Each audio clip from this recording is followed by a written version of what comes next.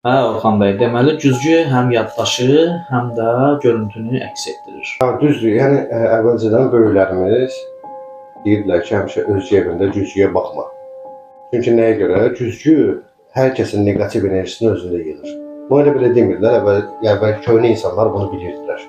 Bilirdilər ki, güzgü özündə sirli bir şeylər saxlayır. Hər bir insan, hələ köhnə güzgülər vəbşi. Güzgünün uzunluğu, yəni ki, ili, uzun qalma ili nə qədər çoxdursa, bir o qədər həmin güzgülər öz daxillərində o qədər sirlər saxlayırlar.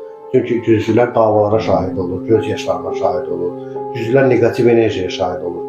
Biz hər hansı bir özgə adamın güzgüsünə baxanda onun yaşadığı bütün mənfi enerjiləri özümüzə çəkirik.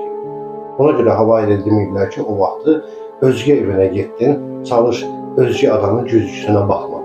Çünki ondakı olan bütün mənfi enerjiləri sən artıq özünə cəlb edirsən.